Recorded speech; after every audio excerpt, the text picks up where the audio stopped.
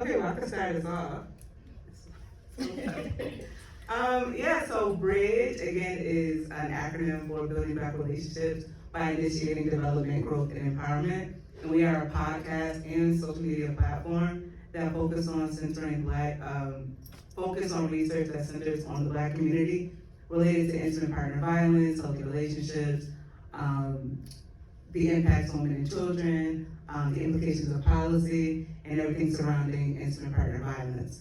And we really want to again build bridge those gaps between community practice and research, and we're using our platform and podcast to do so.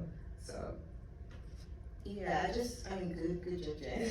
So I just actually also want to add that when we use Black, like recently we've started to like also understand other minority group and other marginalized group and how intimate partner violence impacts those groups. So when we use Black, we actually kind of like mentally use that to also, as an umbrella for other minority group, because we started to ask ourselves questions like, well, why aren't we hearing a lot about, DV and the Chinese or the Asian population? Why aren't we hearing enough about DV and the Muslim community? One time I and Jen were doing a study, trying to do a lit review on clergy and intimate partner violence, and we're like, what about the monks?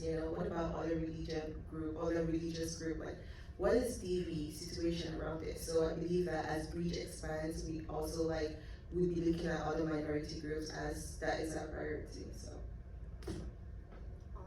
And so as we go ahead and get started here, I know that we have a wide variety of folks here joining us today in the audience, some folks who might work in this field or be studying in this field of work, but also just members of our community. And so before we dive in, I think it's important if you all can kind of set the context for us and just give us some background about what intimate partner violence is. All right, so when we talk about intimate partner violence, we might use intimate partner violence and domestic violence interchangeably. Both intimate partner violence and domestic violence encompasses intimate and romantic partners.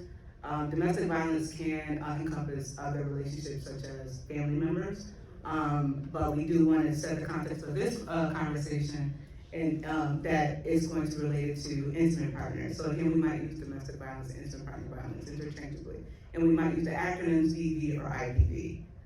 So just to set that, and when we define intimate partner violence and domestic violence, we're really discussing a pattern of abusive behaviors that is usually perpetuated from one partner to another, typically to gain power and control of the other partner. So just to give you that context and the definition about it. Anybody want to add to that? The definition? Yeah. All right, just making sure. And just to get everyone to understand the depth of intimate partner violence and domestic violence, we do have a few statistics that we wanted to share. So about 41% of women in America experience intimate partner violence. 26% of men will experience intimate partner violence. 53% of all women of color will experience some form of intimate partner violence. Nearly half of Black women will experience intimate partner violence within their lifetime, and this population also will contribute to 1/3 of intimate partner violence homicides. So just wanted to give those statistics so we can all understand that this is a real problem. Yeah, and I mean, just to add to that, you know how intimate partner violence is it's like an intersecting situation. I mean, I feel like at the end of today, it's our wish that everybody will understand that intimate partner violence is not just, a one-time, one isolated situation. It is a serious public health situation and also a serious social justice situation and a serious, situation that affects not just the survivor or the victim. We're going to, throughout today, we're going to be telling us how it affects different aspects of the community, of a person's life, of the children, and also the risk of intergenerational transfer of trauma and aggression. And just like to add to the stats that Jen said, I focus on children, so mostly adolescent girls, nearly a quarter of them, that's 19 million of them, who have experienced physical or intimate partner violence by the time they're 20. That means they actually experience this from probably whatever age they are, and if they're in a relationship, they will be experiencing this in their relationship by the time they're 20. And then 1 in 6 experienced in the last year. So 1 in 6 have experienced IPV in the last year, and 1 in 8 globally. And 3.3 million to 10 million children are exposed to adult IPV annually. This is against their wish. They're in the house, they're children, so they're exposed to it. And also 15 million children are actively impacted today in the US. 40 million adults, so this is not just like a child situation. Children who end up growing up to become adults, 40 million of them must have experienced intimate partner violence when they were a child. And according to the court stats, it shows that children are present during 50% of the cases of IPV. And of the 60% or 50% of children, 60% are direct witness of that violence. And a study shows that only 10% of survivors or victims in those court cases reference children in any capacity, 10%. And 90% of parents experiencing DV believe that their children do not know what is going on, so they try to shield their child. So I'm shielding my child. I told them it's not happening, or I made them believe something else is happening. 90% of parents believe that children actually believe them when they say those things. We're going to be deep diving into all of those as we proceed. And I also just wanted to add for teen dating violence that both for young males and females going through teen dating violence, about 1 in 12 teens experience intimate partner violence, and I believe that's both physical and sexual, so that's not even touching on the psychological and emotional abuse that happens for teens as well. I know a lot of things that I've heard is just that teens, like, how people say like teens don't know what love is, like, or they're kids, so they don't know what a real relationship is, or all of these things. But in fact, they're learning through their peers, they're learning through their parents, and they're learning through family members. So they're also experiencing intimate partner violence at very young ages. Also, I don't think anyone here believes that intimate partner violence is only limited to the United States. Is there anyone here who thinks that? Okay, great. I'm in the right place. So intimate partner violence, like we have all said, is a global issue. And when we look at the statistics from developing countries, the result showed in a research that was conducted in 2023 titled Domestic Violence During Women's Life in Developing Countries. We see that the prevalence of domestic violence ranged between 29.4% and 73.78%, with the highest prevalence observed in Bangladesh. And there are so many factors that affect domestic violence in those places. We have financial issues, patriarchy, families, we have dowry issues, we have non-proper cooking according to the husband's desire, we have giving birth to a female child, which tops. Then we also have poverty. So all of these factors contribute largely to domestic violence in those places. I think it's also important for us to identify the different forms of abuse. When we talk about intimate partner violence, I believe most of you should have gotten a power and control wheel. Thank you for that, okay? And a lot of it gives, different examples of that: psychological abuse, physical abuse, emotional abuse, financial abuse, and things of that nature. But what we want to make sure we highlight is that these different types of abuse impact individuals differently, depending on their identity and their circumstances. So what may not be considered physical abuse for one may be considered physical abuse for another. And then that's when we really talk about these different populations that experience intimate partner violence. Just thinking of an example, how someone who may have a disability, what physical abuse may look like to them may look differently from what physical abuse may look like for someone else. So just having that context of this is the different forms of abuse, but also recognizing that those abuse all look differently depending on the individual, and keeping an open mind about that, about what that looks like, and really providing education on that. But we'll deep dive into that a little bit more during this conversation. Perfect. And so you all mentioned with those statistics and just kind of your explanation of what intimate partner violence is. that there's certain groups of people who are most or disproportionately impacted by this form of violence. Can you share a little bit about how intimate partner violence is rooted in social injustice?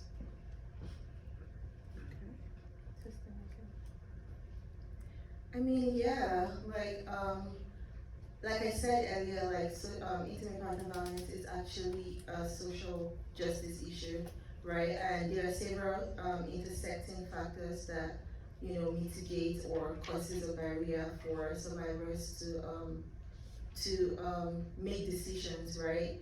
And I want to actually also use this question to encourage agencies here to always probably have a copy of power and control wheel in their agency so that people can, understand how all of these factors, kind of impact on them, because some persons may actually be going through some of this stuff and may not even know oh, this is actually part of those patterns that this person is using to control me, and also to say that this is a systemic and historical issue because it has several intersecting factors, right? There's this other power and control wheel for BIPOC people, and it has this other outer layer. There's another extra layer outside that shows the other different aspects that could hinder a person from experiencing or living healthy relationship. Just having the system, when we keep saying the system keep limiting people or keep limiting Black people or keep limiting, marginalized people, we mean what we say because the evidence is clear, research has shown, and even in our daily lives, we see how people are being limited, to make decisions that are best for them. And also, there's some things that also help us to understand these things, how people kind of help seek, how people reach out for help before. People may want to reach out for help, but there are several barriers that may hinder them. And I mean, through your experience, Jen, you could want to share some few things. Well, I think that it's important to highlight that a lot of the high risk factors, right? So that could be the financial gain, education, things of that nature, how those high risk factors, poverty, I'm sorry. So poverty, low educational attainment, things of that nature, those are all related to high risk factors, but they are also connected to racial injustice, right? And when we talk about those systematic factors, how it puts marginalized populations at a higher risk. So experiencing these things that are connected to high risk exposure to intimate partner violence. But when we look at these factors and then looking at the historical precedent of that, and then realizing how these historical precedents such as slavery and things of that nature, how that has impacted certain populations and put them in a high risk factor, that's when we talk about those racial injustices and how they're connected to intimate partner violence, how they're connected to marginalized populations. So, and we see that in the work, I've seen that in the work that I've done with working with certain populations and their inability to get out of situations because of those economic disparities, because they're unable to get other jobs because of not being able to get that educational attainment. So we see these barriers and how they specifically impact marginalized populations due to the limited opportunities that they have from the system, right? So I think that's what I want to say on that. In addition to that, I also think social injustice, as it affects intimate partner violence, is rooted in, like I said, a lot of systems and also a lot of institutions that we might not really want to talk about in the open. But for instance, we have the legal system, we have Jen said, the education system.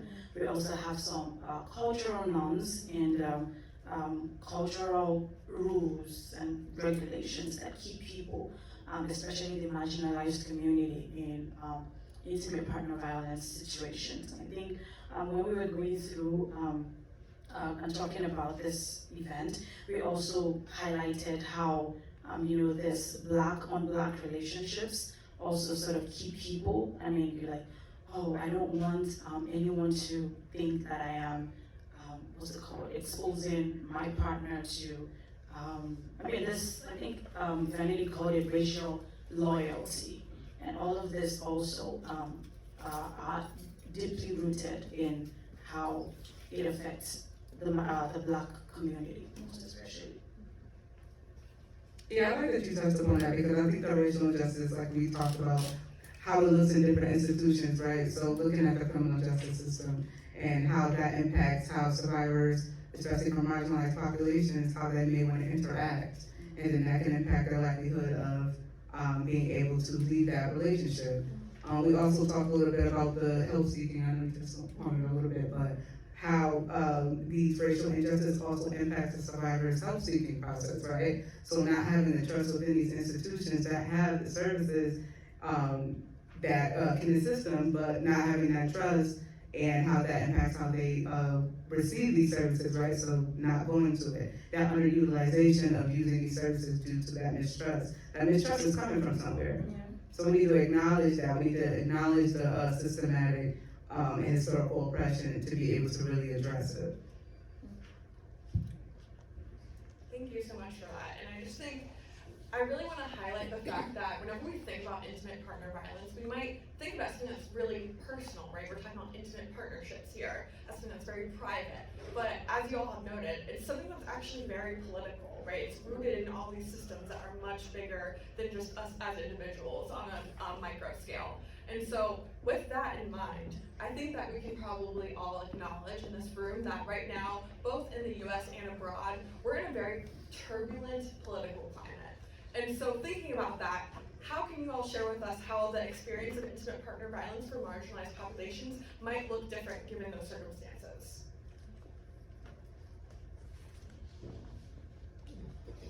Well, I first want to say that we are in a political climate right now. Sorry. Sorry. And I think it's super important to vote. So not only for like the president, which is also very important, but also for your senators, your governors, and your mayor as well, because especially your governor, like these are people that are also providing funding and allocating funding to domestic violence services and domestic violence shelters. And so it's really important to keep up with what is going on politically. And I know it can be really crazy and can give us a big headache and be kind of like anxiety driven, right? But it's extremely important to vote, and it's extremely important to pay attention to who you're voting for and the policies that they're implementing, because survivors, victims, and all of us are absolutely affected by it, especially those who are experiencing intimate partner violence. I also want to add to that too. It is important to like recognize the political climate because we know how that impacts.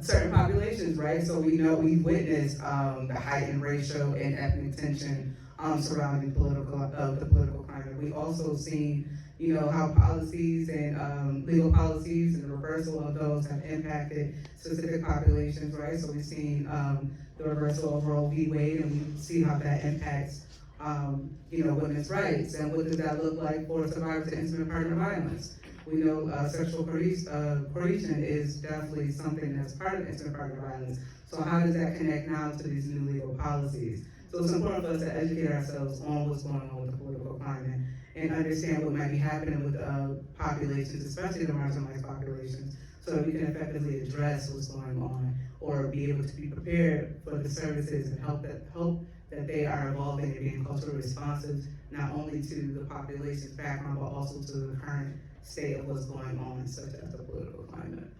Yeah, and also talking about that, I also just want to touch on like a couple of policies that have been put in place to negatively impact survivors of IPV, especially people in the Black community and also immigrant population. Of course, we know of certain immigration policies that can keep people in abusive relationships just because they have the fear of deportation, they have the fear of people actually withholding their maybe passports or so many things like that. And I'm actually working on like a policy that was initiated by Jen and Vanity on the New York bill reform, and how that also keeps people or keeps survivors, all looking over their shoulder, even when the offenders and the perpetrators are already behind bars. And so all of this policies actually shape and affect the lives of survivors negatively. And when we talk here, we also speak to service providers. I don't know how service providers can get that done, but it's also important for us to let our clients and survivors know what they're up against, and also we prepare them, and also find a way to support them and keep them safe, even with all these policies within the political climate. Yeah, and I also think that it goes back to systemic and historical oppression as well. And just looking at a lot of the perpetrators, especially those that's in the Black community, a lot of times that's also happening because of the disparities in the Black community. Meaning like those who are being criminalized, again, with poverty and things like that. So if we're looking at like the political climate, and we're seeing that Black men are going to jail at very high rates, or they're experiencing high stress. This is not to say like it's okay to like abuse your wife or like whatever, because these things are going on, but these are high risk factors that are also going on with perpetrators and those that are experiencing racial oppression in the community. And so when we're looking at politics and we're trying to figure out like who's going to be our next mayor or our next governor or our next president, we want to be looking at those who are also, so Black women, Black children, and also Black men in these communities, because they are also impacted, and we also need their help to be able to decrease interpartner violence in the community. So looking at policies that also affect Black men as well. Awesome, yeah. And with that, I know something that kind of touches on these topics too is funding for services, right? Like we can talk about legislation and different policies, but if the money is not there, not much can really get done. So can you all talk about how that might play a role in this as well? I think last semester in Dr. Sinville's class, shout out to you. I wrote, did a study on prevention of intimate partner violence and the role of men as allies. And I had to interview a couple of people, and I interviewed an organization, and they talked about how most of them work remotely, and I was just like spaced out remotely, and the person said that's because there is no funding to keep them in the offices. And I'm like, if you work remotely, how do you communicate with the people that really need your help, who might not even have access to electronics and telephones and computers? How best do you work with them? And unfortunately, all the explanation just made me realize how important funding is when we talk about prevention of intimate partner violence, because funding is needed for shelters, funding is needed for support, funding is needed for so many things. And how do we can't start to tax ourselves to keep shelters running, to keep hospitals running, to keep mental health institutions running for survivors. It's just a lot, but it looks like if there is no funding, there is no way people can get the adequate support and the need that they really need. I think that makes sense. Yeah, Jason, I'd like to add too, as far as funding to institutions, there's been plenty of roles that I had that was covered under the Office of Violence Against Women. And, that direct funding was in jeopardy a couple times due to, the political climate. So it is impactful, like basically like who is running and their ideologies and things of that nature. But it does impact, funding does impact institutions, it impacts hiring, it impacts staffing, and all these things have a direct impact on the services provided to the population. So. Yeah, I just wanted to say that, we try to implement policies, sorry, my brain was glitching. We try to implement, we try to implement policies where we have cultural responsiveness, which again we'll get into, but we have, try to have policies where we are having, employees represent those that are coming into, so those that are Black, who are, Asian, or, different religions, different ethnicities and stuff like that, but it's very difficult to do that in spaces where there is no funding or places where they're gonna stay.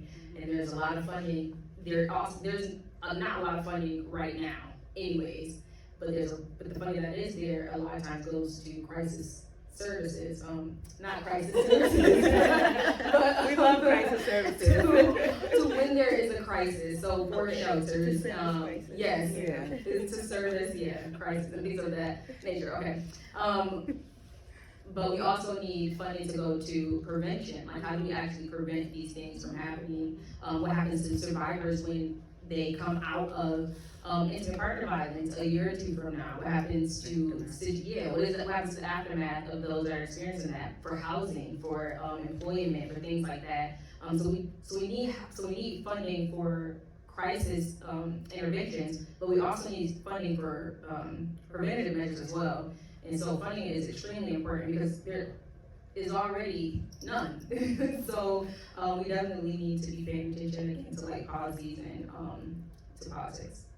Yeah, I can help, but like, I mean, when I hear problems, I want to like immediately think of what can we do, you know?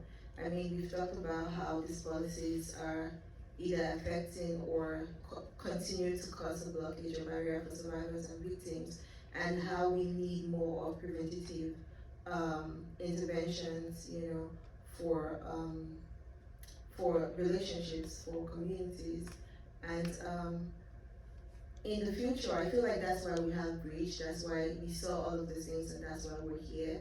And I was working in the summer. I did work with someone who is a gun violence extremism researcher. So he said for more than a decade he was like the only gun violence extremism researcher in the US, and because he was the only one, it was really hard to gain funding. But because of consistency, he kept on researching about the issue and continued to publish those papers, you know, publish reports as well in government newsletters and the rest of them, sent reports to offices, and they began to understand that extremism is also a problem, and now there are lots and lots of funding going towards gun violence, extremism in the country. And I really appreciate the work of Dr. Noel, people like Dr. Noel and Bill, who have continued to research within the Black community, research within the immigrant community, research our relationship around DV, and I feel like that's why we're here to also contribute to that cause, to continue to research, because if we're talking about the problem, what can we do? We're researching about these things, and that's why we're like trying to also partner with agencies like Crisis Services. I am grateful for Rahama, you know, Buried Violence, and the rest of organizations that are really doing great and wonderful things around the Buffalo community. We're here to partner with them to like to continue to use the voices of survivors, to continue to raise awareness using research, and also use that to continue to create intervention, because assuming we have intervention now as Bbridge, we could use that intervention to seek for funding that can help the Black community. So this is what we're trying to do. I have a book, it's called Intentionality, and it's on Amazon. And in the future, I hope to use that book as a manual, as an intervention that agencies can actually use to promote healthy relationship, to promote intentional communication. You could use that to teach communication. You could use that to teach intentional loving, intentional relationships, so that people can be intentional with each other and stop exposing children to violence. I mean, I care about kids, so. Thank you so much for that. And as someone who works in the prevention field, I see my boss in the corner. We're making eyes while you all are talking about that. We're like, yes, all the funding and focus on prevention always. But I know you all mentioned even earlier, the overturn of Roe v. Wade. You're talking about the funding topics right now. And I think if we all think about intimate partner violence, again, on both the micro and the macro levels, of course, when we're thinking about healthcare, intimate partner violence will have, if there's physical abuse or even just emotional and mental abuse, that will have impacts on that survivor's health. It's a public health problem on a larger scale, and even if we're just thinking about children who grow up in the home and witnessing domestic violence, we know that ACEs, which adverse childhood experiences, witnessing that intimate partner violence is considered one of the ACEs. We know that the more that a child experiences of various ACEs, there are lots of different results down the road for their health consequences, physical health consequences. And so thinking about all of those different things, how do y'all think that access to healthcare plays a role whenever we're thinking about both micro and macro levels for survivors of intimate partner violence? I mean, that's a very important question, especially because, I did a study, I am doing a study, survival non-companion study, where I'm interviewing people, ladies around, with Dr. Miki Spellish, who is the PI of that study. We're interviewing people around the Buffalo community, women who are either pregnant or have given birth within the last 6 months and who have history of trauma, intimate partner violence, sexual abuse, and the rest, trafficking, who have all of those histories. And one common thing around them is like, I don't have access to these things. It doesn't even it's not even part of the questions. Some of them, they're really excited to think that we want to give them access to something. They're like, oh, how my child is sick, how do I take my child to the hospital? Or my husband is the only person who can help my child, stuff like that. So I feel like all of these barriers actually, they're all barriers, right? Because we're seeing them. When somebody cannot assess these things, it also still boils down to policies as well that continue to infringe on these things and continue to overlook the fact that there are actually people who are within the category that are not able to help themselves or are not able to have this access to this stuff. Just look at transportation, for instance. Assuming that you don't have access to healthcare and I don't have money to even go there, there all of this stuff still boils down to policy and the system. Jen, you have something to say? Yeah, because we just talked about this on our podcast, right, about how certain institutions play working with survivors, and we highlighted healthcare because out of most of the institutions or most of the services that survivors seek, healthcare is one of the ones that really isn't optional, right? So because if people survivors are in need of medical attention, that's one of the avenues that they have to take, regardless if they're seeking intimate partner violence actual services. So that plays a role when we talk about access to healthcare, being able to have that access, because that's one of the funnels of reaching survivors who are not actually seeking actual services. I listened to a particular someone who was asked about how they intend to give a large population of people. They were asked about healthcare, and the person is still planning, still working on how to, healthcare for people in your constituency. I know I'm being recorded, so when I got to the US, I knew the importance of insurance. If I don't have one, I don't know how I would have survived, which actually comes from me being a student. That's the baseline. But let's talk about people who don't have what it takes to get insurance policies. Healthcare in the United States is expensive. Everyone can attest to that. And when it then affects marginalized communities or marginalized individuals, especially poor women or people in the rural areas, it's disheartening. How do they access that care almost immediately? How do they, like you said, transportation?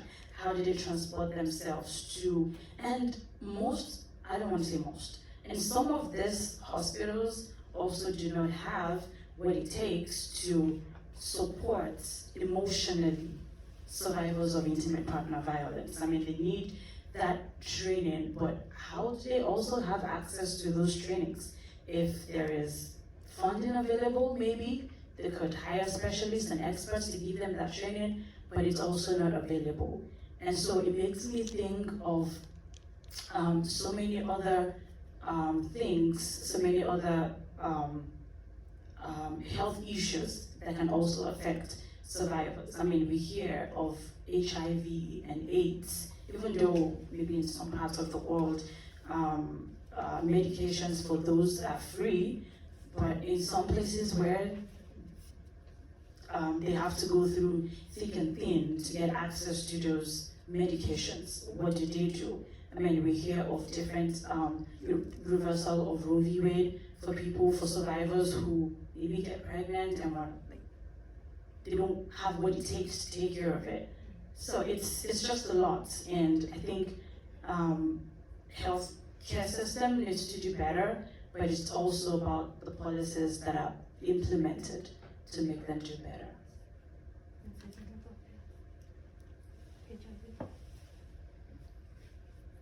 Awesome. Thank you all so much for sharing that with us. And we've already touched on so many different topics here tonight. We've touched on racial inequality and injustice. We've talked about healthcare. We've talked about economic differences and how that can impact folks. And I think it's important for those of us who may or may not be familiar with the term of intersectionality, if you all can kind of explain what that word means for us and how we can use a lens of intersectionality to better understand the impacts of intimate partner violence for different populations. Intersectionality was coined by who?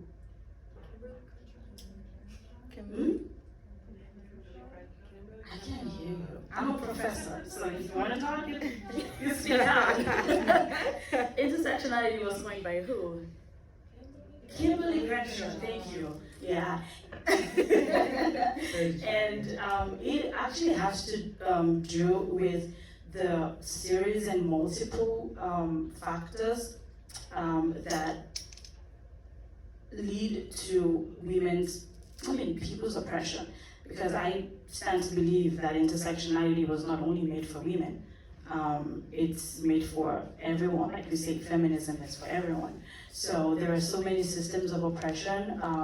We have the race, we have the gender, we have sexual orientation, we have disability, and this is how all of this culminates to people's individuals' oppression.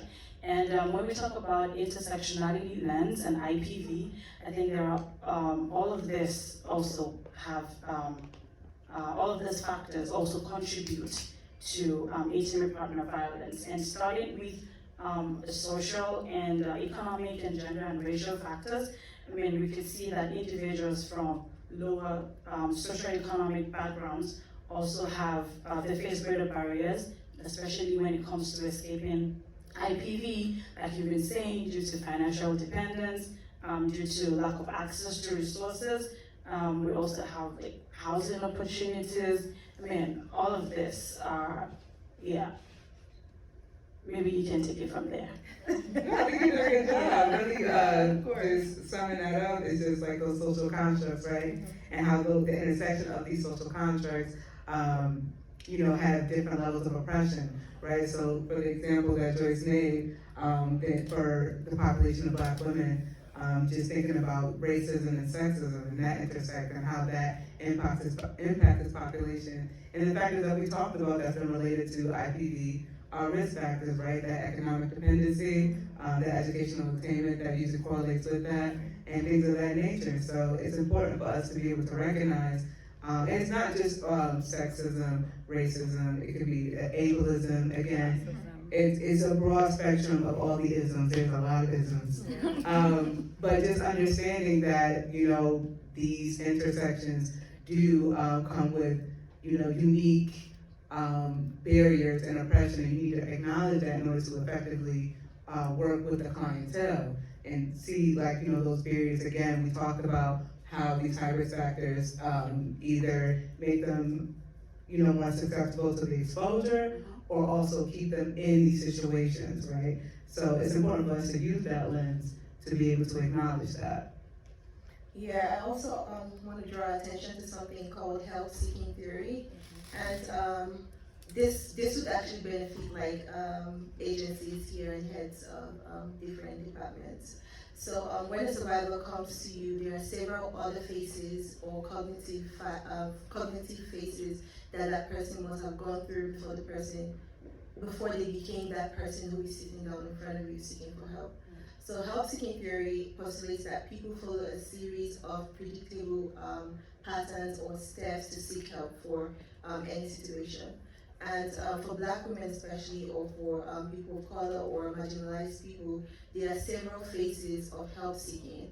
So they go through, self-efficacy, they go through their community, their friends, their peers, they go through historical marginalization. All of those things affect them, and they have to battle through those things, and all of those intersectional stuff like economic things, income, financial constraints, even thinking about where to stay if things go south. They actually go through several things before coming to seek for help. So understanding how Black women, understanding how white men, understanding how white women, understanding how Asian population, understanding how people in general, your service, people you provide service to, understanding how they help seek is pertinent to understanding how to intervene in their situation.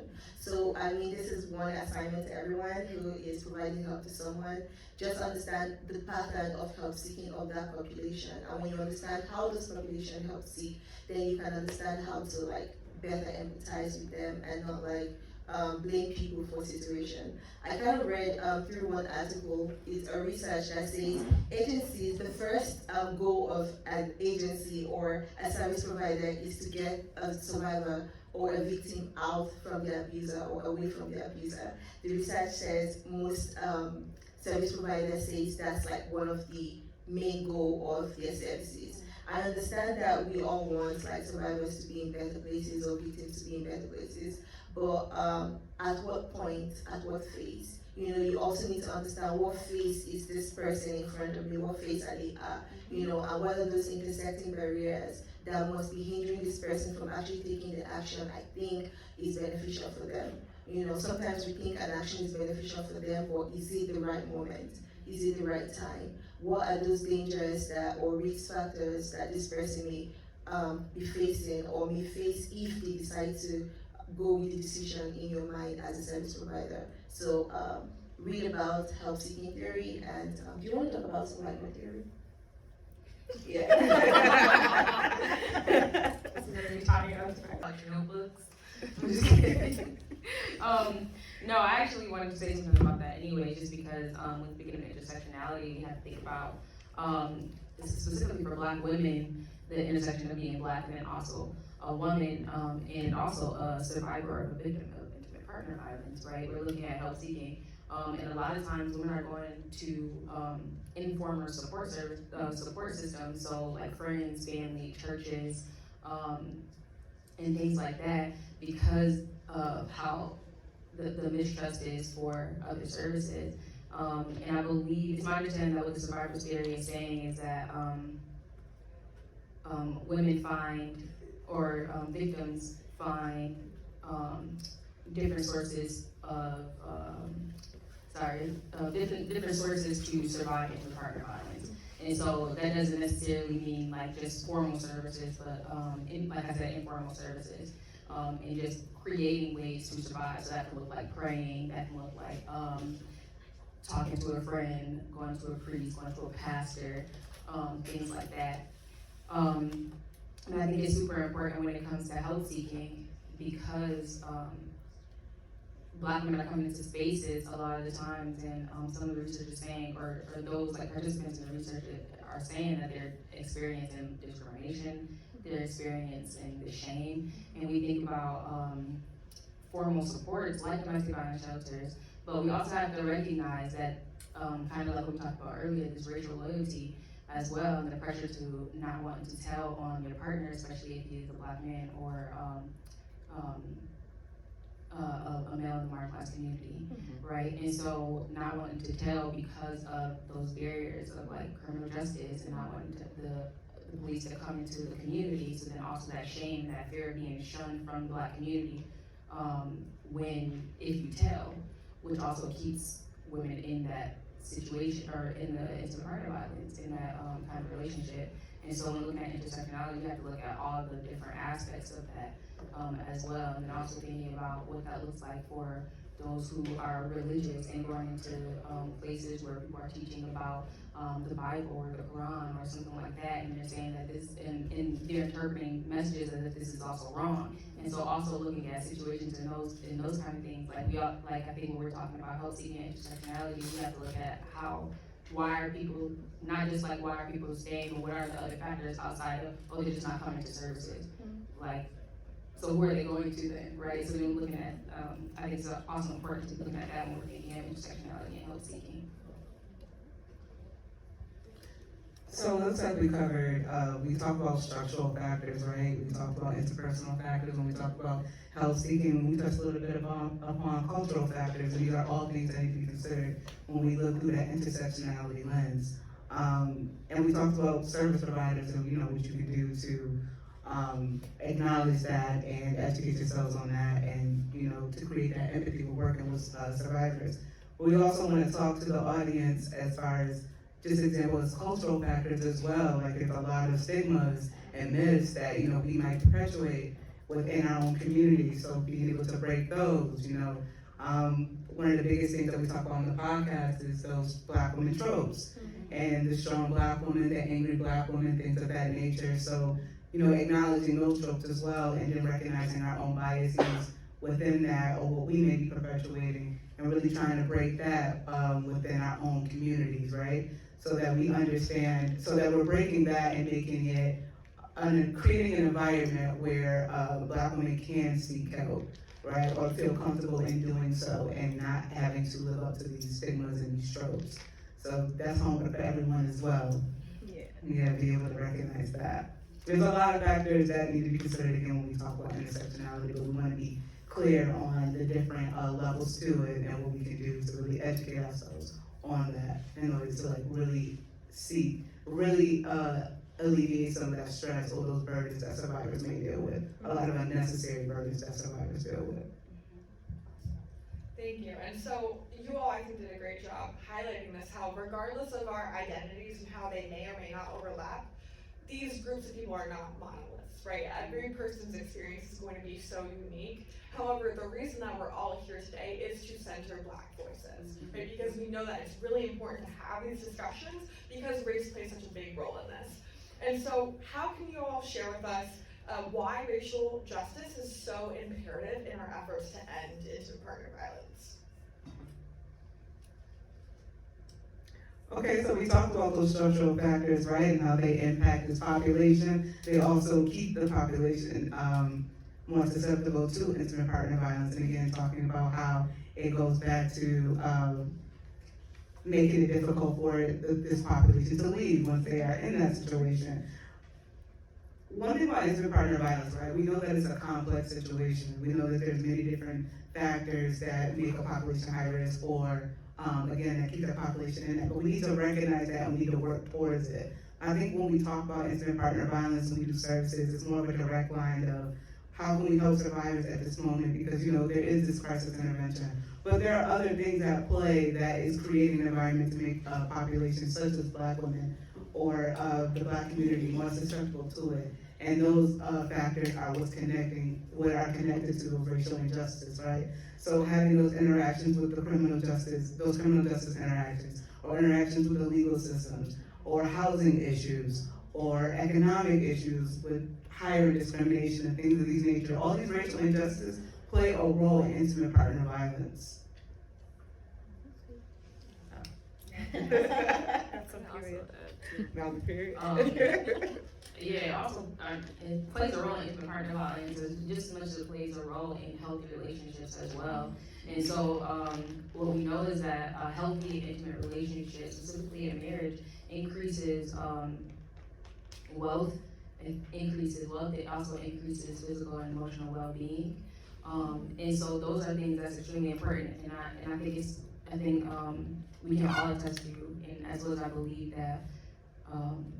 If there's a healthy, intimate relationships and a healthy marriage, that impacts the entire community. And for those that are experiencing intimate partner violence, especially for Black women, they deserve to reap the benefits of a healthy relationship as well. So tackling racial injustice is also allowing the Black community to increase their wealth and their health.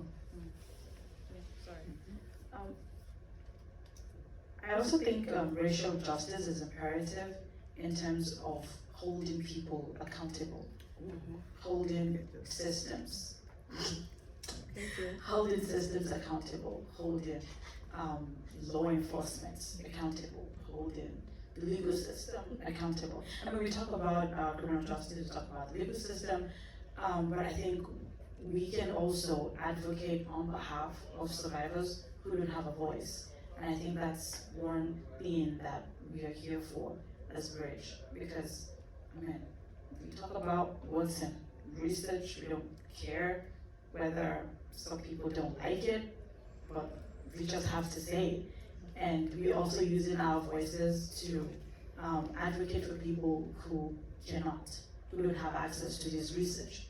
And I think it's, like I said, holding systems accountable is imperative in racial justice.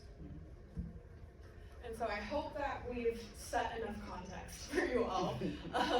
And another reason why we're here today is to talk about how we can all hold space for healing and center survivors in our work or just in our lives, whatever role it is that we play in the community.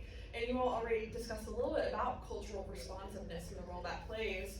And we can probably all imagine, if we don't already know ourselves, if we're trying to seek help and either we have those barriers to actually even access that help in the first place, or if we don't feel seen or heard by those people or understood, or we've maybe even had negative experiences ourselves when trying to access those services, we're not gonna wanna reach out and get the help that many folks need.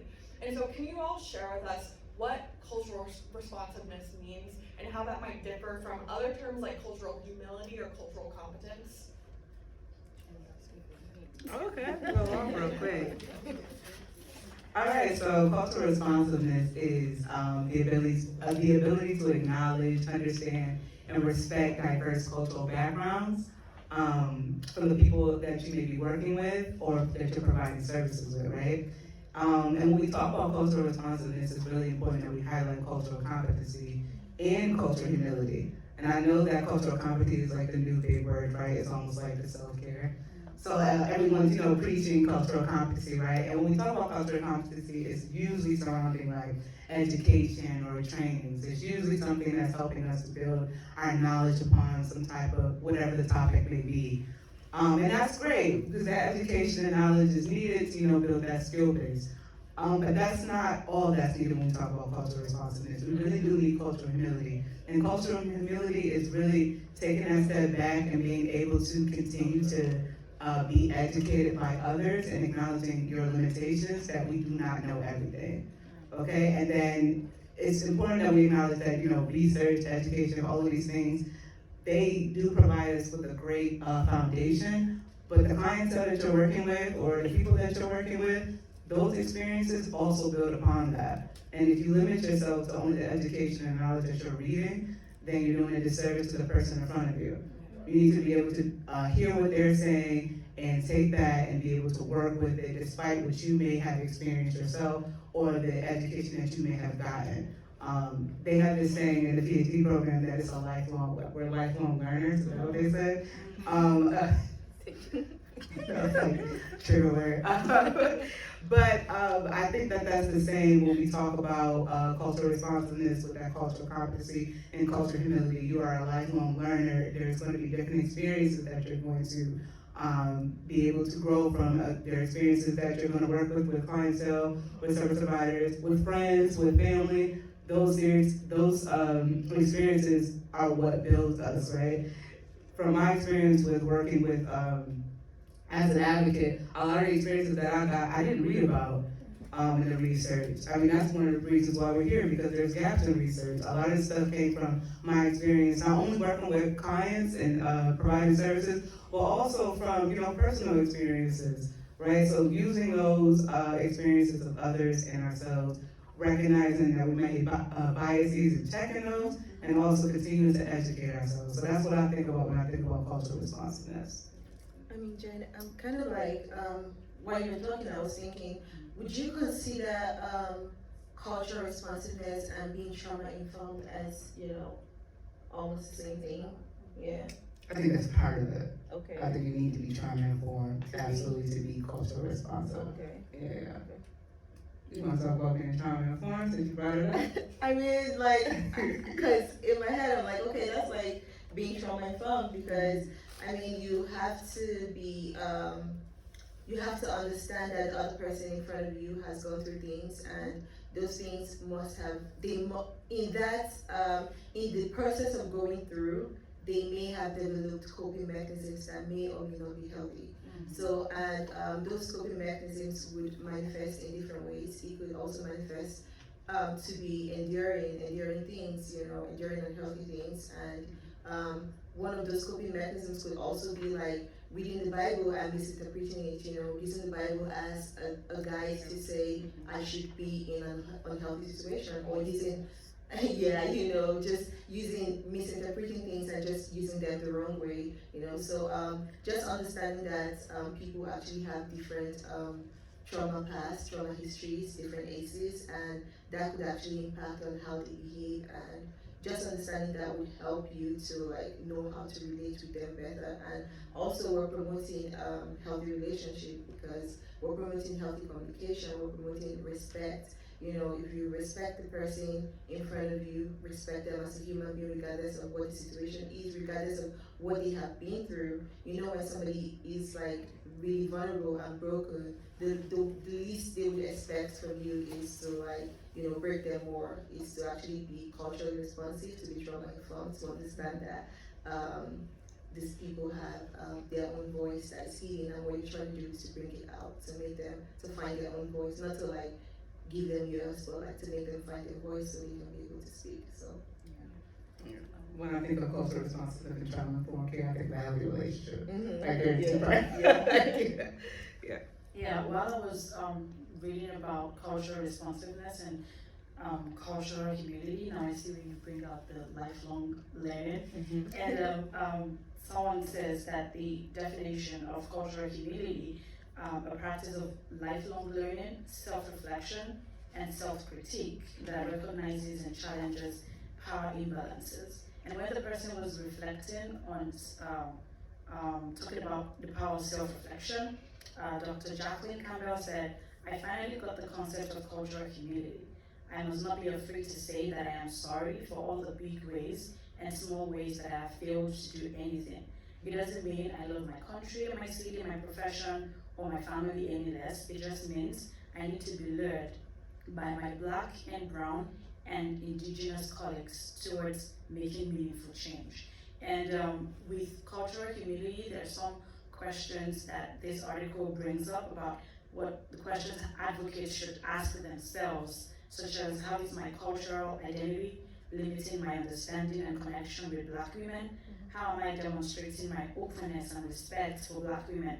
How am I ensuring that the therapeutic space is a space for Black survivors to communicate to me that I have committed a cultural misstep?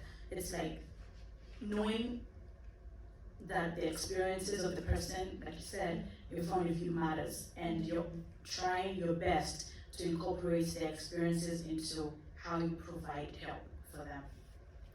Just to quickly add something, right? In my head, I'm just thinking when people hear about trauma-informed principles, they actually feel like it's some principles on the book that is really far away from them. It's something other people should do. trauma-informed principles are like things that should actually not just be in the books, but be in the human practice, in that human service that you're delivering. When I ask people, so I mean, about trauma-informed principles, but how do you put that into, work in your organization? How does it work with your staffing? How does it work with your staff, and how does it work with the service delivery? Because if your staffing is good, if the people who are delivering those work are not overburdened, and you're being trauma informed with them as an agency head, and they can also, run out that trauma informed informedness to like this clientele service people here delivering the service to. So it's not just in book; it should be in practice. Yeah, and you all mentioned, how important self-reflection and continuous learning are to being culturally responsive. And I love how you mentioned healthy relationships, because at the end of the day, we are all constantly in relationship with one another, whether that's in a professional or service providing context, whether that's just in the context of us existing within our communities and those that we interact with on a regular basis. Those are all relationships, and those same concepts of being culturally responsive play a huge role in all of those. And that's something that I think that we all can take away from this today, is how we can make sure to keep looking at ourselves and our own biases, and how we can address those and work on those in our lives. And on that note, about relationships, whether it's an organization or an individual, like I said, we're all part of a community. And how do y'all think community participation plays a role and is so necessary for us whenever we're working to end intimate partner violence? Community means a lot to me. I think these days I'm diving into community-based initiatives and how they prevent intimate partner violence. So I strongly believe that community participation is very important when we talk about prevention at any level, whether, I think I learned that there are 3 levels of prevention. Okay. Yeah. I learned that in social work, so I'm learning something. So I believe that community voices is important because it helps to carry the urgency of the issues. Whether it's like a church community, whether it's educational institution, whether it's even advocates in the community, whether it's people who run the shelters. I think it helps to bring to fore the urgency in intimate partner violence. And one other thing that I also think, I saw that on your wristband, it helps to break the silence of intimate partner violence, because IPV sort of often thrives in silence and isolation. But when you have a community, when everyone is interested in your business, like, this person is going through this, how do we seek help for that person? It helps to break the silence of intimate partner violence, and it helps people to get the help they need, like ASAP. Even if they are at a point in their life where they don't want to talk about these things, but community participation helps that no one is left behind, and they are able to get the help that they need at the right time. Yeah, I was just gonna say, I was just, sorry. I was just gonna say that, I think if we're talking about like cultural responsiveness just in family and friends and stuff like that, like I said previously, Black women were going to informal support, so to their family and their friends, so also educating those in the community on that, and then talking about like bystanders and knowing that IPV is not, like we said earlier, isolated event, but it's happening to those in the community, and everybody is affected by it in some capacity. And so also working with bystanders and friends, families, those in the community, to learning what cultural responsiveness is to them and how they can display that in situations where women aren't leaving and they want to help and they want to do these things, or they want to house those who need it, or have a relationship with them and also get into the relationship, or try to have them to leave, try to make victims leave or things like that. Like, we want to make sure that we're also educating people who are friends with and then friends with and family with those in intimate partner violence, so that they're also displaying cultural responsiveness when they're talking to the people they have personal relationships with. That's a good one, Dante. I wanted to add three things. The first is that community voices will carry the urgency of the issue. So regardless of what the situation is, if a community is quiet, then nothing is sounding. Nobody will know about anything. But that's why we're here to continue to join the advocates within this community and within the greater community of Black community in the U.S. and immigrant population as well, to carry the urgency of the situation. We're saying we need funding in domestic violence field, we need funding in this, in that. If we don't carry the urgency of the issue, then nobody's going to hear about it, and nobody's going to, the funding is going to come. There are going to be policies that are going to be put in place for situations like that. We have people within the community, we have, I don't know what it's called in the US, but in Nigeria we have constituency, and we have people we have senators, we have people who are supposed to be held accountable for different constituency. So it is our duty and obligation to ensure that all community, by community we also mean survivors, victims, their families, schools, different agencies are carrying the urgency of the situation.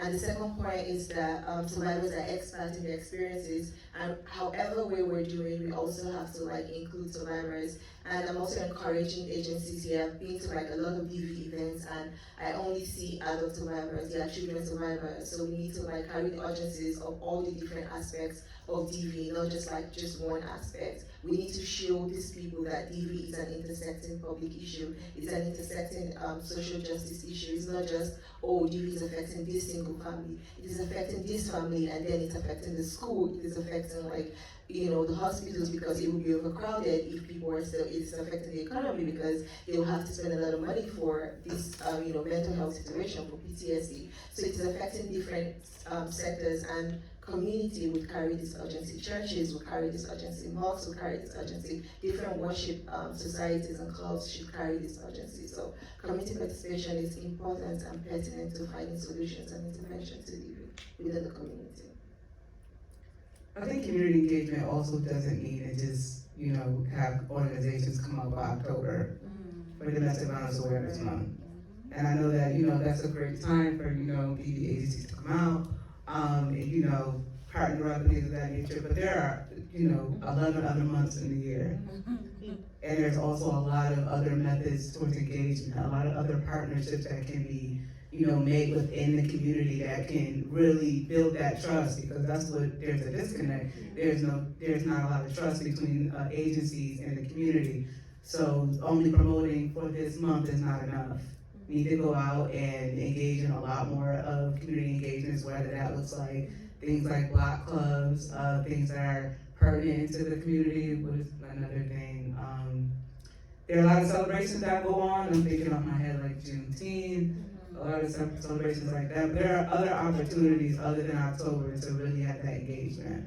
And there are other methods to get that engagement as well. So partner up and with the community and see what that looks like. That might look like, we're doing a healthy relationship initiative with Harvest House under our graduate assistantship. And so that's pretty cool that we're looking at what programming and activities we can do to provide education in a more innovative way, so that we can get the community to come out and have a good time, but also giving that education on what healthy relationships and intimate partner violence looks like. So that's just one example, but we need more initiatives like that throughout the year to really get into the community and really, spread this awareness in education. So I just want to put that plug in.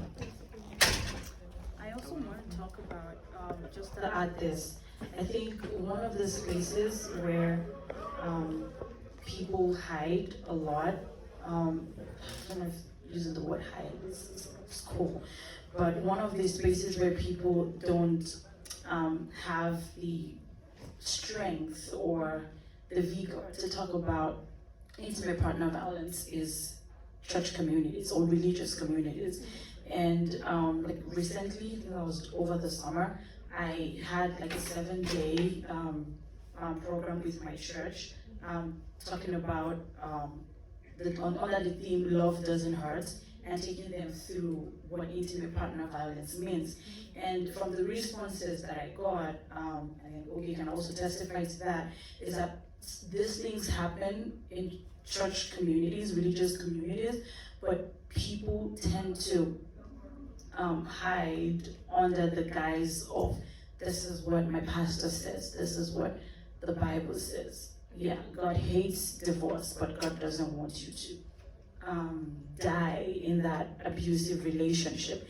And pastors and imams and leaders of religious institutions need to also take it to the altar. It's not every time you say God loves you, but the person you're living with in your home doesn't love you, and you're praying about it.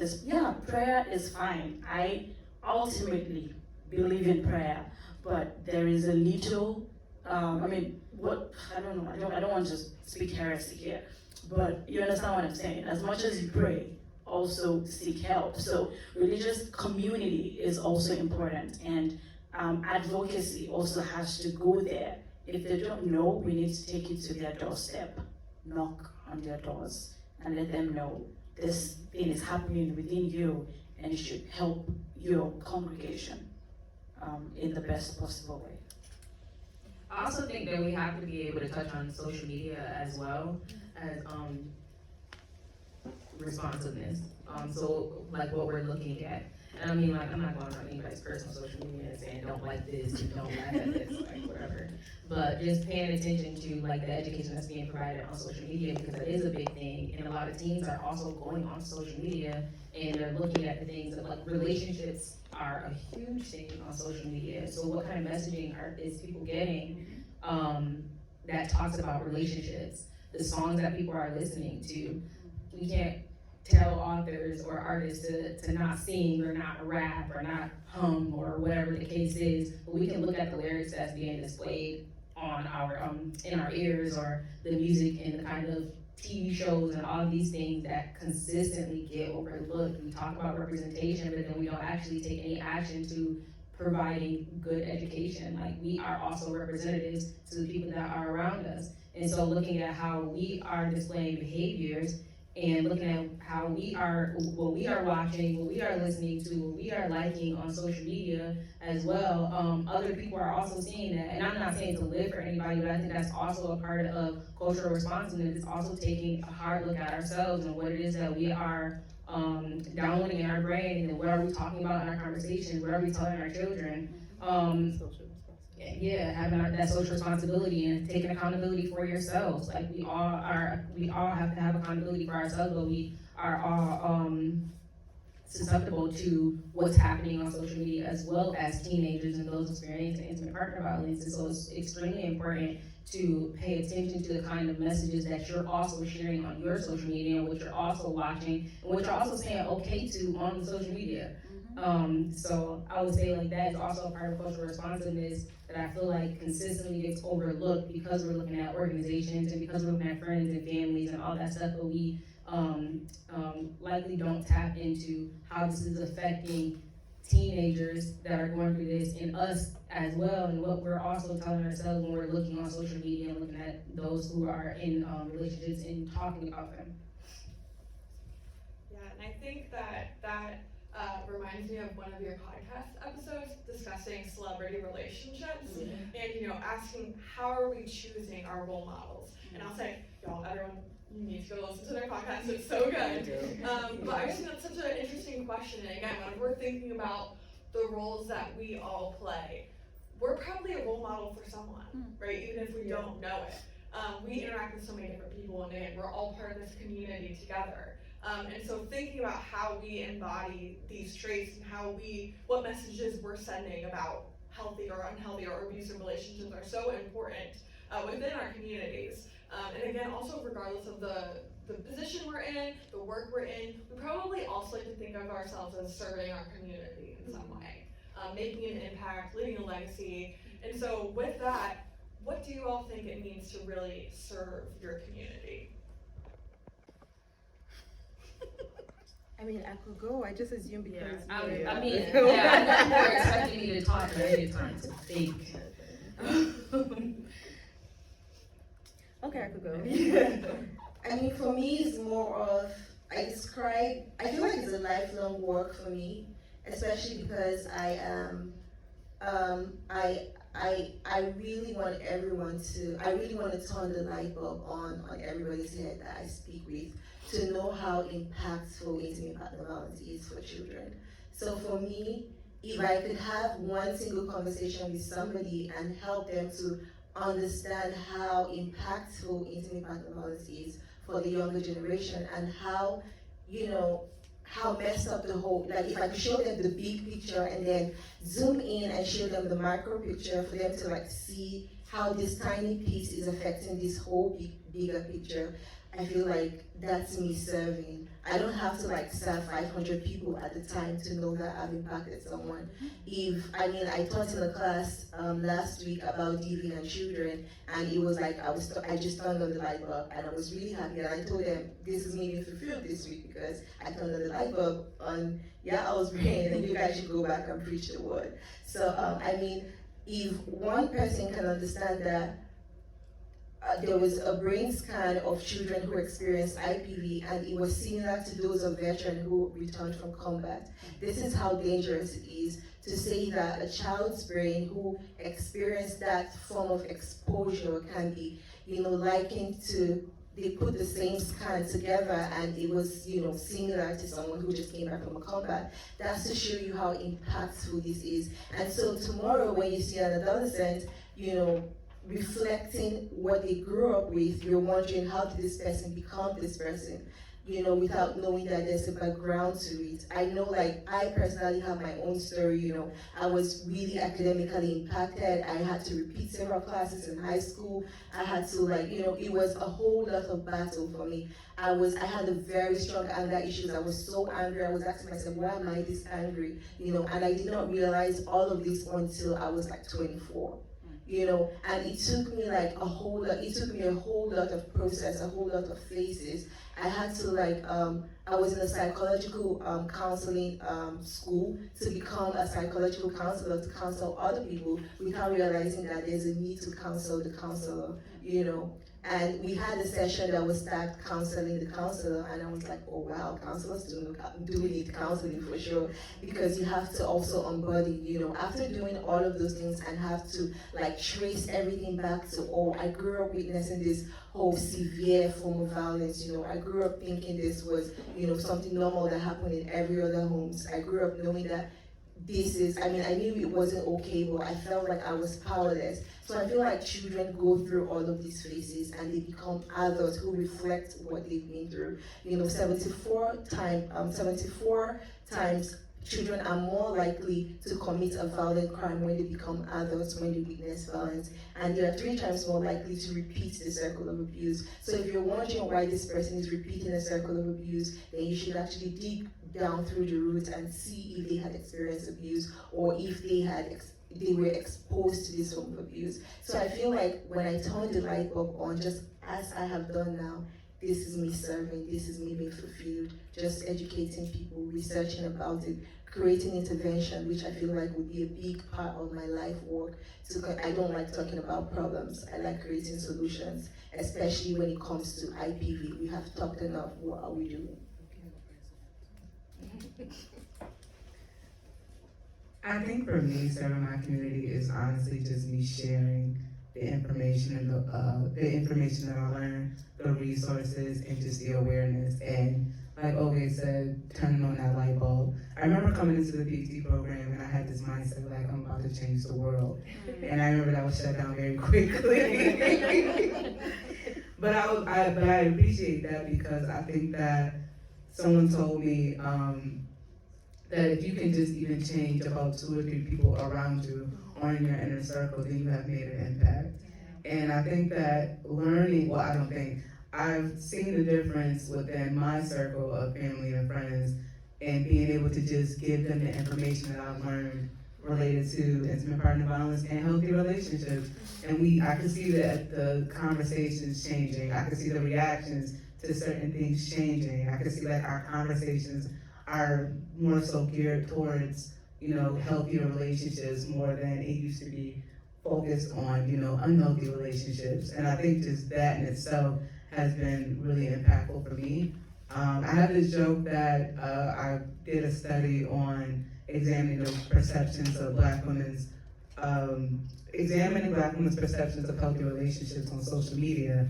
And I did a paper on it, and I sent the paper to all my friends and family, and I'm like, read this, and none of them read it. But then, on the podcast, we featured on the podcast, we featured it on 3 episodes, and I got so much feedback. Oh my God, this is crazy! Like, I can't believe these results. And I was like, I said this to you 3 months ago. But just the podcast giving us the opportunity to again turn on those light bulbs throughout the community has just been nothing short of a blessing. But again, just really sharing what we're learning and making sure it's not gatekept in academia, but that's the whole point of Bbridge. And so I think that that's what serving the community is to me. Yeah, for me, it's definitely letting like survivors know in this way that they can have healthy relationships, especially in the Black community. I think that it's a myth that we can't have healthy relationships, we can't have healthy marriages, we can't have healthy families. And I believe that Black people believe this. And so letting survivors and those in the Black community know that healthy relationships, healthy marriages exist in our community, for one. It can exist and it does exist today. So just knowing that. And when I scroll through my baby sister's post on social media, I see the things she put out. And that's because in one way or another, I am influencing her and I am impacting her. My sister is just 18, and when she talks about this issue, she talks like, she's an adult. She talks like a 30-year-old, a 40-year-old, and I'm excited about it because I know I am leaving a legacy behind. And also as a peer educator, it's also about me pointing people to the resources that they need to heal from intimate partner violence or to get help. And so I am still going to use this platform, ladies, to still serve my community, most especially going back to my home country, where this is also prevalent. And I mean, we have a lot of people talking about it, but there's no one talking about what research says. There's no one bridging the gap between research and practice and the community. And so, that's my little way of serving my community. I think we all been categorized as very passionate Yeah. advocates. Shout out to our family and friends who deal with us. We love you. That was beautiful, y'all. And I think just like hope is such an important thing, and the reasons that you all share that you serve your communities provides a lot of hope for people, I think, personally and as a community again. And I know, okay, you mentioned like we talk enough about the problems. Like let's talk about some good things for us. I think anyone who's really like in this field or even just like knows about, it's just a person in the world right now and like watches the news on occasion, you can feel that apathy and that burnout and like what is even the point of trying to make a change because the problems feel so big. And we talk about all of these statistics and how many people are affected by these things and all of the systems that keep people in these places, and it can just feel like, what am I supposed to do? What are we supposed to do, even as an organization or a community? And along the lines of that hope that you all were providing with the reasons that you all feel that you serve the communities, like what vision can you all provide us to return to as a goal whenever we're feeling really burnt out or fatigued by this work and just living in the world? I'm going to steal the mantra of the Sexual Violence Prevention and Response Unit. Prevention is possible. If we know that, then I think it points us to a whole lot of, it reduces a whole lot of stress. Because sometimes I can't imagine how someone that you claim to love, someone that you maybe stood on the altar with, and you tell the person, I love you till death do us part. I want to stay with you till the end of time. I love you to the moon and back. And then the person becomes your punching bag. the person becomes the one you isolate. The person becomes the one you emotionally manipulate. Like, what happened? Like, how did we get here?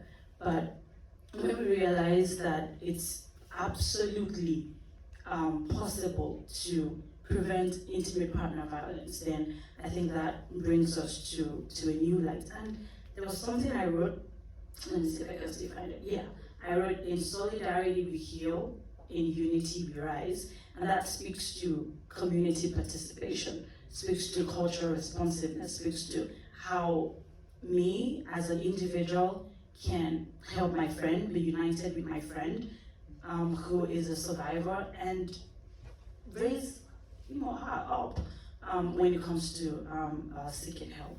So I think those are the two visions that I would like to build.